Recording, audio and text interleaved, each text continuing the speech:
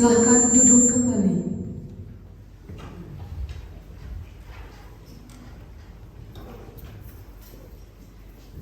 Hadirin yang berbahagia, sidang terbuka promosi doktor bagi Promo Pendus Bapak Jainal Abidin dan Bapak Furqon Arifin akan dimulai. Kepada Ketua Sidang kami persilahkan. Bismillahirrahmanirrahim. Assalamualaikum warahmatullahi wabarakatuh. Bismillahirrahmanirrahim. Wassalatu wassalamu ala rasulillah. Asyhadu an la ilaha illallah wa asyhadu anna Muhammadan abduhu wa rasuluh. Allahumma shalli ala sayyidina Muhammadin wa ala alihi wa ashabihi ajma'in. Rabbi shrah li sadri wa yassir li amri wa hlul 'uqdatam min lisani yafqahu qawli. Rabbi zidni ilman warzuqni fahma. Hadirin yang saya muliakan, marilah kita panjatkan puji syukur kehadirat Allah Subhanahu wa taala. Alhamdulillah atas izin dan perkenannya pada pagi hari ini SPS Universitas Islam Nusantara akan menyelenggarakan sidang terbuka untuk saudara Prof. Pendus Jainal Abidin dan Furqon Arifin. Rahmat dan salam mudah-mudahan senantiasa dilimpahkan kepada junjungan kita Nabiullah Nabi akhir zaman Muhammad Rasulullah Sallallahu Alaihi Wasallam beserta keluarga, para sahabat, para tabi'in, para pengikutnya sampai akhir zaman. Hadirin yang saya muliakan, marilah kita sidang ini buka bersama dengan membaca basmalah. Bismillahirrahmanirrahim. Bungsu dari 5 bersaudara dari pasangan Bapak Oliver Rohim almarhum dan Ibu Supina Furqon Arifin memiliki seorang istri bernama Asmanah Purwitasari SSSPI dan dikaruniai 2 orang anak, yakni Nawab Lutfan Bakir dan Muhammad Najib Farhan Bashar. Prof. Pendus menempuh pendidikan dasar di SD Negeri Pagermani 1988 sampai 1995 dan melanjutkan di SMP Negeri 1 Tanggul tahun 1995-1998, lalu melanjutkan pendidikan di SMU Negeri 1 Sukanegara 1998 sampai 2001. Setelah lulus dari SMU, Prof. Pendus melanjutkan studi di program pendidikan S1 jurusan Pendidikan Agama Islam pada Sekolah Tinggi Agama Islam STAI Yamisa Soreang Bandung tahun 2004 sampai 2008. Selanjutnya Prof. Pendus meneruskan studi ke jenjang pendidikan strata 2 pada program Magister Manajemen Pendidikan Universitas Islam Nusantara tahun 2010 sampai 2014.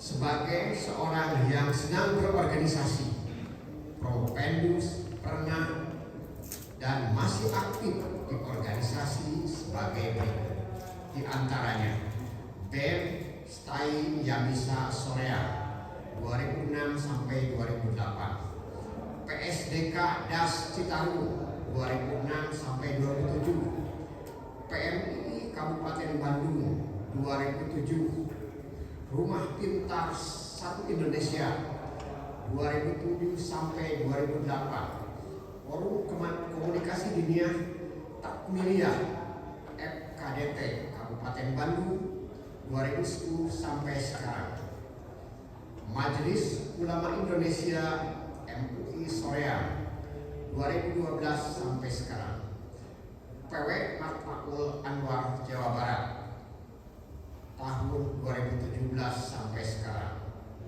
PD Matmakul Anwar Kabupaten Bandung 2017 sampai sekarang, Asosiasi Pendidikan Dinia Formal Aspendik Nasional 2028 sampai sekarang, Persatuan Guru Nahdlatul Ulama atau Perguru Kabupaten Bandung 2018 sampai sekarang. Selain itu, Prompedus juga aktif mengajar di lembaga pendidikan dan sekarang masih menjabat sebagai Kepala Madrasah Aliyah Al-Jawahir, dosen Staya Misa, dan penyuluh agama Islam Kementerian Agama Islam Kabupaten Bandung.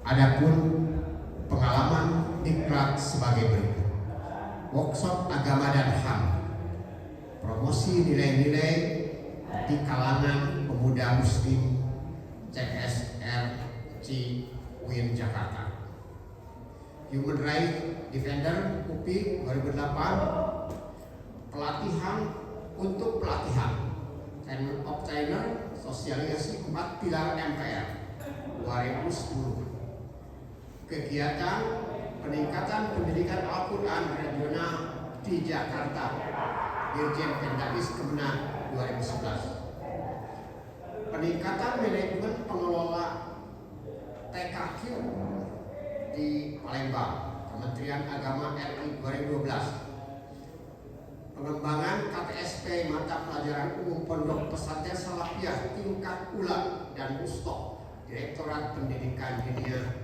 dan Pondok Pesantren, Dirjen Pendagis Kemenak RI 2012, pelatihan teknik substansi peningkatan kompetensi pengelola pondok pesantren Pusdiklat Kementerian Agama 2013.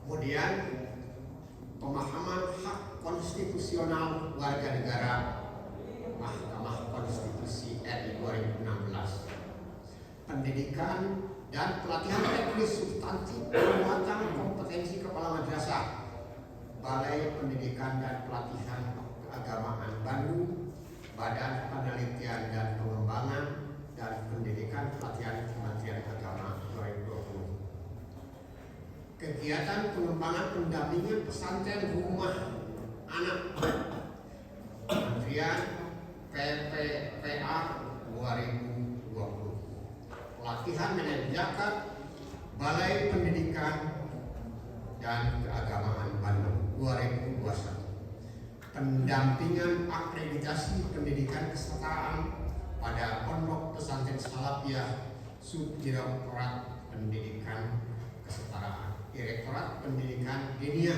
dan Pondok Pesantren 2022. Penelitian yang dilakukan oleh Prompedus dilatar belakangi oleh pemikiran pengembangan pendidikan karakter, terutama di lingkungan dunia pendidikan sebagai langkah strategi bagi keberlangsungan dan keunggulan bangsa di masa mendatang. Dunia pendidikan adalah dunia yang mengharapkan dapat membentuk karakter generasi muda bangsa Indonesia. Mengingat pendidikan karakter adalah prioritas utama pada tujuan pendidikan pada pemerintahan saat ini, sesuai rujukan pada revisi Presiden Joko Widodo, yaitu melakukan revolusi mental melalui kebijakan yang tertuang dalam Peraturan Presiden Republik Indonesia Nomor 87 Tahun 2017 tentang penguatan pendidikan karakter. Namun, beberapa fenomena siswa banyak ditemukan masalah yang tidak mengerjakan pekerjaan rumah, menyontek, bolos sekolah tanpa izin, atau acuh terhadap keberhasilan di lingkungan sekolah. Lalu kemudian ada perkelahian antar pelajar, perundungan, tawuran, dan malas belajar. Maka diharapkan dengan program penguatan pendidikan karakter di madrasah berbasis pondok pesantren, peserta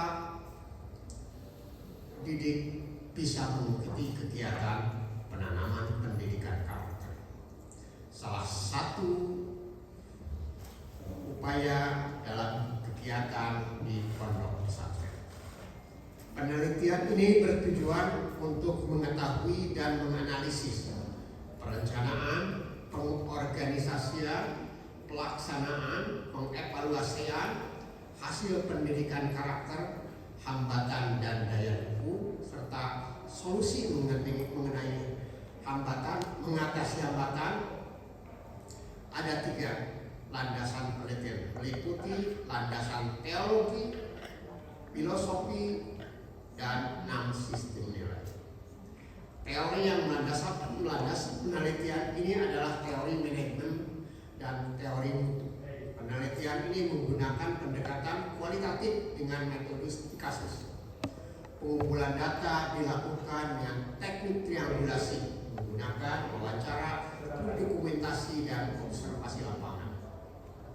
Dengan subjek penelitian pimpinan pondok pesantren, kepala madrasah, guru, dan siswa. Analisis dilakukan melalui reduksi data, penyajian data, pengambilan kesimpulan. Adapun simpulan penelitian: A. Perencanaan pendidikan karakter dalam membina akhlak karimah siswa MTS cukup baik dan sistematik. Namun penyelenggaraannya masih mendapatkan beberapa kendala pada sumber daya. B. Pengorganisasian secara umum sudah berjalan sesuai dengan program dan prinsip jabatan yang memadai. Lalu C. Pelaksanaan sudah berjalan dengan baik, akan tetapi pelaksanaan belum memperhatikan sumber daya yang dimiliki. D. Pengevaluasian berjalan sesuai harapan, namun perlu penyempurnaan pelaksanaan program kerja madrasah ke depan melalui program-program yang inovatif yang sesuai dengan kebutuhan. E. Hasil pendidikan karakter dapat diklaim melalui aplikasi akhlak siswa di lapangan dengan perilaku dan sikap lebih baik, seperti berbicara sopan, melaksanakan sholat 5 waktu, membaca Al-Quran, mengaji jujur, dan lain-lain. Dapat dilaksanakan walaupun belum meratanya penggunaan silabi berkarakter dalam proses perencanaan pembelajaran. Daya dukung melalui fasilitas dan sumber belajar yang perlu dikembangkan seperti laboratorium, pusat sumber belajar, perpustakaan, dan pengelolaan. Solusi dalam pelaksanaan pendidikan dapat dilakukan melalui proses pembinaan dan pengembangan. Berdasarkan dari paparan laporan hasil penelitian, maka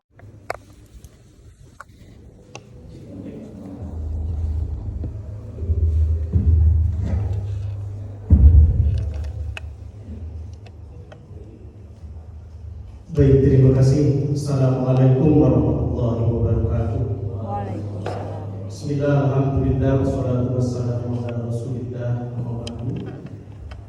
Yang terhormat pimpinan sidang Bapak Profesor Dr. Haji Musliman, yang terhormat Ibu Promotor Ibu Profesor Dr. Haji Utia MSI, yang kami hormati Co-Promotor Bapak Dr. Haji Uyun Sofyan Sauri MMPD, yang kami hormati anggota Profesor Bapak Dr. Haji Nandang Paswara MPD, yang terhormat penguji dalam Bapak Profesor Dr. Haji Sufyan Sauri MPD, dan yang terhormat penguji luar Bapak Profesor Dr. Haji Nana Herdiana MM. Izinkan terlebih dahulu secara pribadi saya untuk menyampaikan ekspos hasil penelitian dan disertasi yang diujikan pada siang ini. Disertasi dan hasil penelitian ini berjudul Manajemen Penguatan Pendidikan Karakter dalam Meningkatkan Akhlak Karimah Siswa pada Madrasah Sanawiyah yang ada di Kabupaten Bandung. Adapun ada 3 hal yang melatar belakangi penelitian ini. Yang pertama adalah adanya regulasi pemerintah, yaitu Undang-Undang Nomor 20 Tahun 2003 tentang Sistem Pendidikan Nasional. Kemudian adanya Peraturan Presiden RI Nomor 87 Tahun 2007 tentang penguatan pendidikan karakter. Yang kedua, adanya permasalahan yang terjadi di lapangan yang menyangkut terjadinya dekadensi moral yang melibatkan para peserta didik. Dan yang ketiga, lokus yang menjadi tempat penelitian di kedua madrasah yang sudah menjadi model untuk penguatan pendidikan karakter, dan kedua lembaga tersebut berada di bawah naungan pondok pesantren. Kemudian rumusan masalah terdiri dari yang pertama ada raw input, yaitu siswa itu sendiri. Kemudian ada proses yang terdiri dari proses manajemen itu sendiri. Ada perencanaan, pengorganisasian, pelaksanaan, pengawasan, hasil dan evaluasi, hambatan dan daya dukung serta solusi. Kemudian didukung juga oleh instrumental input terdiri dari program kurikulum yang ada di kedua lembaga, kemudian sumber daya manusia, sarana prasarana dan biaya. Kemudian ada environmental input juga terdiri dari pondok pesantren, Kementerian Agama, lingkungan, stakeholder dan keluarga. Kemudian ada outputnya, yaitu melahirkan siswa berkarakter, dan outcome-nya adalah lulusan siswa yang berakhlak karimah. Baik, untuk tujuan penelitian, ada tujuan penelitian secara umum, yaitu untuk memperoleh gambaran dan menganalisis tentang manajemen penguatan pendidikan karakter di madrasah-madrasah yang berada di dalam naungan pondok pesantren di Kabupaten Bandung. Dan tujuan khususnya terdiri dari perencanaan, pengorganisasian, pelaksanaan, evaluasi, hambatan, dan solusi yang menyangkut penguatan pendidikan karakter di kedua lembaga. Kemudian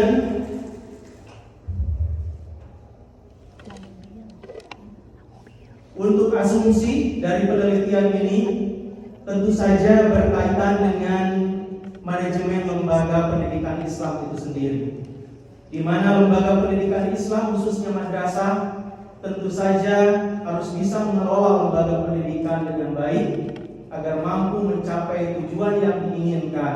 Lembaga pendidikan Islam khususnya madrasah yang mengharapkan mempunyai lulusan yang berkarakter tentu wajib mempunyai pola manajemen dan memfasilitasi peserta didik dan seluruh anggota, seluruh warga sekolah untuk bisa menginternalisasi karakter.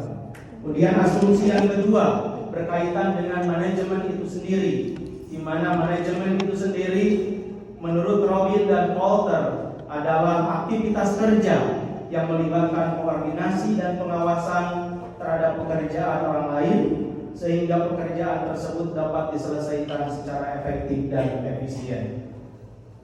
Kemudian untuk kajian pustaka terdiri dari yang pertama landasan teologis, yaitu Quran Surat Ar-Rum ayat 8, Quran Surat Ali Imran ayat 91, Quran Surat Al-Baqarah ayat 30, Quran Surat Al-Ahzab ayat 21, Quran Surat Al-Qalam ayat 4. Kemudian didukung juga oleh landasan filosofis, di mana landasan filosofis ini mengambil dari teori rekonstruksionisme aliran filsafat pendidikan. Untuk landasan teoritis mengambil dari teori manajemen yang disampaikan oleh J.R. Terry, di mana konsep dan teori manajemen itu terdiri dari planning, organizing, actuating, dan controlling. Kemudian landasan teoritis yang kedua itu mengambil dari teori manajemen karakter yang dikemukakan oleh Lingkungan. Untuk landasan konsep tentu saja berkaitan dengan manajemen itu sendiri, yaitu mulai pengorganisasian, proses, tujuan, langkah, pelaksanaan, dan evaluasi, dan juga adanya penguatan 6 sistem nilai dalam kajian pustaka ini, yaitu nilai teologis, nilai moral, nilai hukum, nilai estetika, nilai logis, fisiologis, dan teleologis. Dan tidak lupa juga saya menyertakan penelitian terdahulu yang tentu saja ada korelasinya dengan manajemen penguatan pendidikan karakter. Kemudian untuk prosedur penelitian itu sendiri, penelitian ini pendekatannya adalah dilakukan dengan pendekatan kualitatif. Metode penelitiannya adalah studi kasus. Untuk pengumpulan datanya dilakukan dengan wawancara, kemudian observasi dan studi dokumentasi. Untuk lokasi dan subjek penelitian seperti tadi yang sudah disampaikan, itu mengambil di Madrasah Sanawiyah Al-Jawahir, kemudian di Madrasah Sanawiyah Al-Ihsan. Teknik pengolahan, analisis, dan validasi data itu menggunakan triangulasi data. Baik, Bapak Ibu hadirin yang kami hormati, untuk selanjutnya inilah temuan dan hasil penelitian dari disertasi yang berjudul Penguatan Manajemen Pendidikan Karakter. Ini dari mulai perencanaan. Di kedua madrasah tersebut sudah ada kurikulum atau perangkat-perangkat ajar yang menjadi ciri khas dari lembaga yang disesuaikan dengan visi misi kedua madrasah tersebut, sehingga pendidikan karakter menjadi kekuatan dalam menjalankan manajemen karakter bagi seluruh sivitas yang berada di bawah naungan kedua lembaga tersebut. Dari sisi pengorganisasian, tentu saja penguatan pendidikan karakter tidak akan berjalan sesuai dengan tujuan apabila tidak didukung oleh pengorganisasian yang baik. Di kedua lembaga tersebut sudah ada penyusunan personalia sesuai dengan kompetensi, pendelegasian tugas dan wewenang, penyusunan jadwal dan materi.